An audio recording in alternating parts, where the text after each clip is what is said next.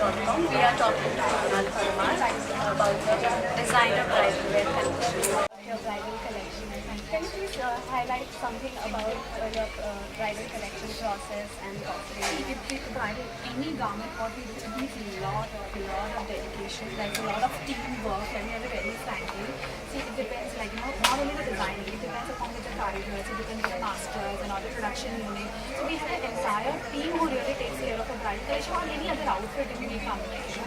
Whether it's lehenga, it's a sari, or a design, any designer wear you talk about. So basically, it is like, first it's about the designing, then finalizing the colors, the fabrication, then the embroidery, then the stitching procedure, and then the fits and all. So it's a long process with a team.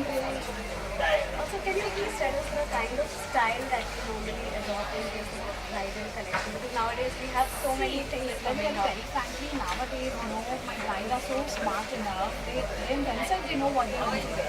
So my job becomes 50% less. If I have to do, then they come up with the ideas and design what they want, and then we keeping them in their mind what exactly they want to wear and what are they looking at. On those basis, then we start the garment. Basically, for a lehenga choli, it has to be a nice lehenga, a heavy lehenga, keeping velvet, crosses, and what fabrication we are looking at. And the Indo-Western cape style hair, jacket hair, and the lehengas. So they have a difference. There's a lot of things which goes in.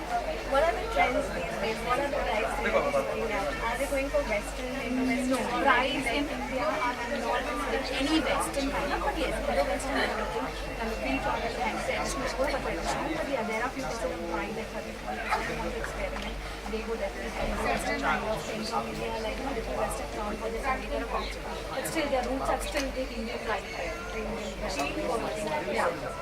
Lastly, what I actually give us a few tips to our viewers as to what they can, like how they can select their bridal wear or accessories. See, the first thing is about the occasion, what occasion they are targeting, and every occasion has to have a different garment and different colors.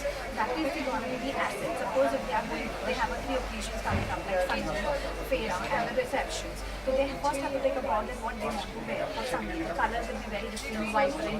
It will be very simple, minimalistic kind of things. And for Fera, definitely it has to be more traditional. Maybe they're inspired by Savia or the other designers, or they're looking for very traditional work with the rose or something like that. And for reception, it has to be very soft colors, like palette, which is more about because reception is more of a formal evening wear. When you have 1,000 people, but you have to be like very beautifully dressed. The reception also has a very different, right? Something for the accessories that you See, accessories generally depends upon the I'm not that great in telling them what is the style like, but yeah, sometimes they ask me what exactly you want to wear.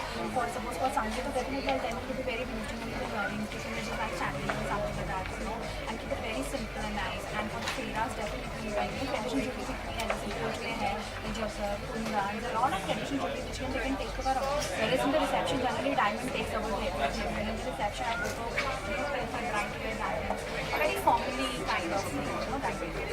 Thank you so much for giving us your time and everything. I hope I've answered properly.